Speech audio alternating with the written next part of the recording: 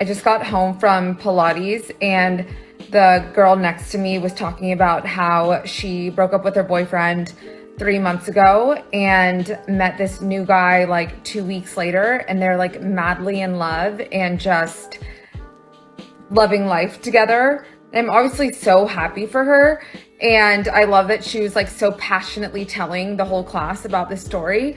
But a part of me was super sad, and it was because I've been single for 3 years and I've gone on probably 400 first dates. All right.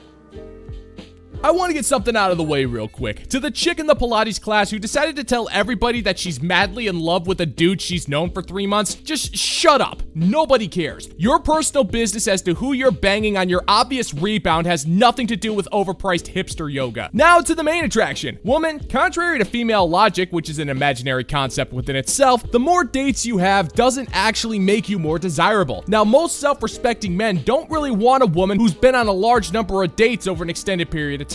Now, whatever the reason or excuse you conjure doesn't really matter, because that reason is enough for men to just completely avoid you at all costs and get back to their fantasy ultimate frisbee golf league. And my friends can back that up, and I have not been able to find a connection at all with anyone. And the common denominator in this is me. And when you hear about, these other lovely women who break up with their boyfriends and immediately find a boyfriend again, you're just like, okay, it just reaffirms that it is you, but is it me? Yep. And now I'm like, am I the problem? Or maybe I'm not in touch with my sexuality? And it makes me question a lot of things about how I'm dating and how I approach dating. Show a little respect. So, how many men have you slept with? No, I think the problem is that you are a little too in touch with your sexuality. Allow me to explain, and I'm going to use everyone's least favorite high school nemesis to prove this. So get off your act, let's do some math. Now, I'm going to assume that you are being overly dramatic when you say that you've had 400 dates in 3 years. That's 2.5 dates a week. That's just not realistic for a semi-good looking woman such as yourself. So I will give you a generous benefit of the doubt and say that you probably average closer to 50 dates a year, which means that you went on 150 dates in a 3-year period. Again, I am giving you a generous benefit of the doubt and assuming that you did not go out with 150 different men, because that's simply not an image I need in my brain. Let's just pretend that of the 150 men, 20% of them resulted in multiple dates. So that means you've gone out on multiple dates with 30 different men. And I'll estimate, based on current trends in the dating market and your complete lack of self-worth, we'll say 10% of them ended with a rigorous magic act known as the disappearing salami. That gives you an estimated body count of 9 different dudes in a 3-year period, and that's not even going into the amount of men you slept with back when you actually had some value on the dating market. The numbers don't lie, woman. This body count has already sealed your fate. Pathetic. So anyways, I don't mean to be a Debbie Downer, but I'm sure there are other women out there that have experienced this. I keep reminding myself that the universe does have a plan for me, and although I don't have a partner in crime at this point in my life, one day I will. Ooh, yeah.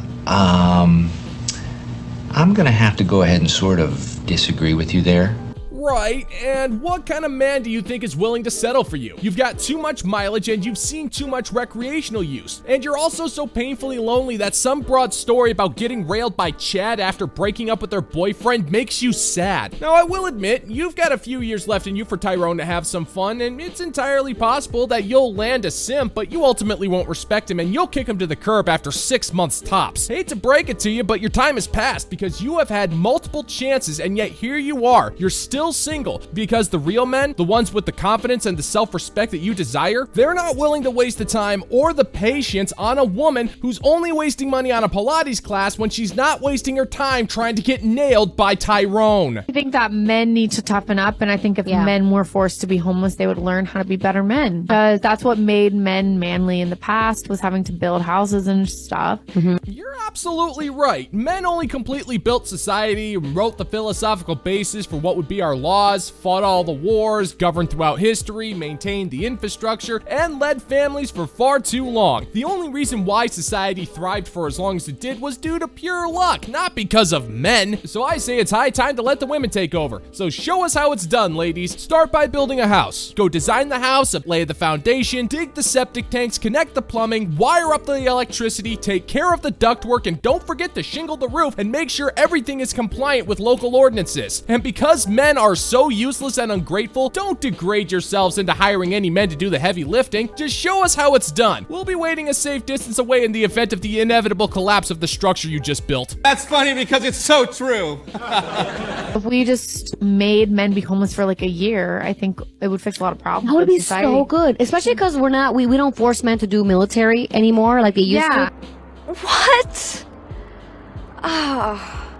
So in order to make men manly, we just need to throw them out on the streets for a year. And this is only in lieu of forced military conscription. So who's gonna collect the garbage? I don't see you running to put on one of those jumpsuits to ride on the back of the truck. And I don't see you lining up to get a job at an oil derrick to pump the oil that gets refined into fuel for our cars. And men, they legally can't do it. They're homeless. They have no legal residence, so they can't hold a legal job. And you can forget about food being delivered to your local grocery store. These homeless men, they can't get driver's licenses, so they can't drive the trucks that deliver the food. But even in the face of adversity, men will figure it out and be able to survive in some type of new society while you guys starve to death because you were too ungrateful for the men that were in your life. They make them homeless for a year. Let's see how they fucking... Yeah, make them just figure it out. Make them homeless in a country where they don't know the language. And that way they really have to go through something, and then maybe they can like be appreciative.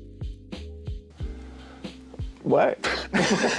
So your perfect plan to get men to become more manly and appreciative of women is to illegally deport them and invade another country. You do realize that in many contexts that would be considered an act of war, right? And in the event of war being declared on your country, you will be conscripted into the army because all of the men of fighting age are currently deported in enemy territory. This will ultimately end with catastrophic losses because an army of women going up against an army of well-trained men doesn't really look like it's gonna end very well for you. You think you're being clever when you come up with these cute little plans, but all you're doing is showing you're true ignorant when it comes to society in general, and frankly, it's kind of embarrassing to watch. It would actually be refreshing if you could just once admit that you don't know how to cook and you don't plan on learning, and that's why you feel like being so combative. We already know the truth, we just want you to admit it. So when my husband found out that I had been cheating, I really honestly felt like he wouldn't care.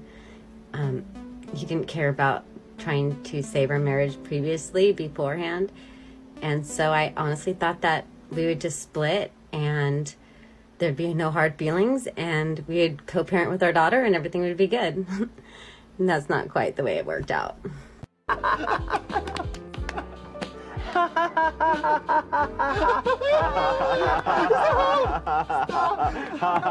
How could you think that violating your husband's trust, emasculating him, and violating the sanctity of your marriage vows was somehow gonna end with him being cool with you cheating, you stupid harlot? What was stopping you from being like all of the other stupid women out there and divorcing him before you started rampantly screwing around? Oh wait, that's right, you never intended on him finding out. You wanted to keep the benefits of being a wife, which meant living in a house, income for you and your spawn, as well as not having to pay for your own food. That's the life of a teenage mom, not a full-grown adult, let alone a wife. And just like a spoiled teenager, you're just gonna blame someone else for your failure while grinning that smug little grin for the camera. What I should have done was ask for a divorce after I heard him on the phone with one of my friends telling her that he wished that I'd go away and that I was a burden and a bunch of other stuff.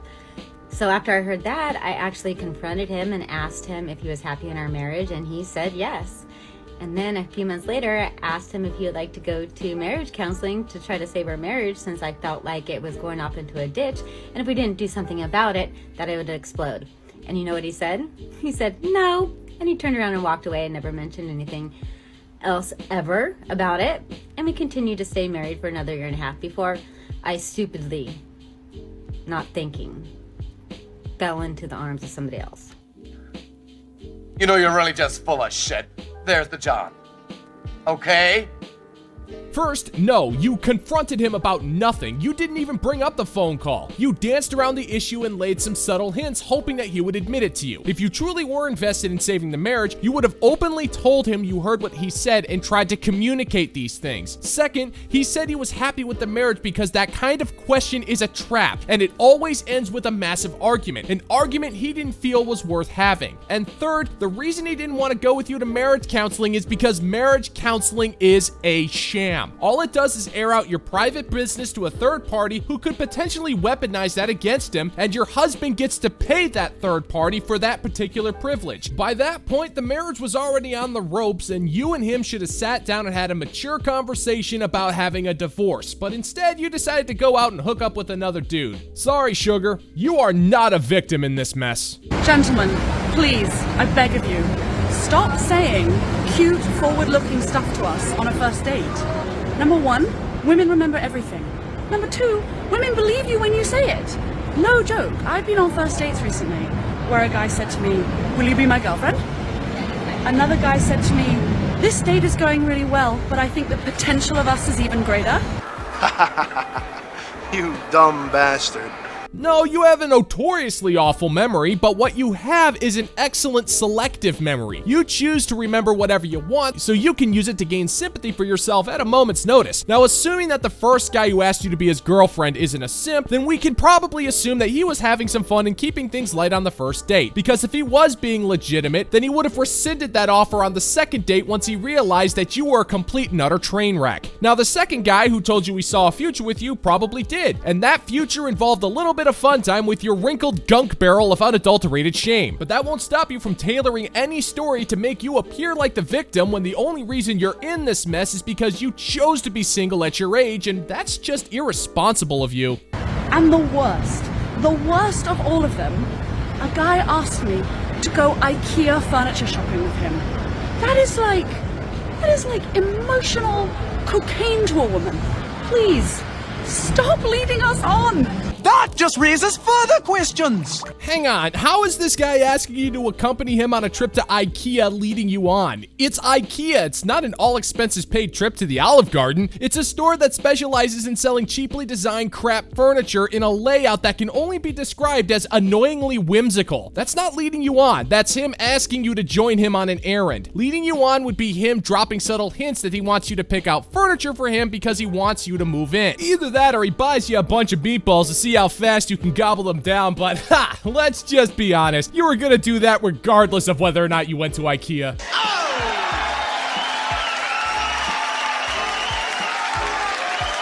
And that's gonna do it for today's video, gentlemen and gents. As always, if you find that my particular brand of humor is bringing you to the brink of laughter, then why don't you scroll on down and click that like and subscribe button and ring the notification bell. Let's give the good old-fashioned middle finger to the YouTube algorithm. Thank you so much for checking out the new video, and until next time, peace out, homies.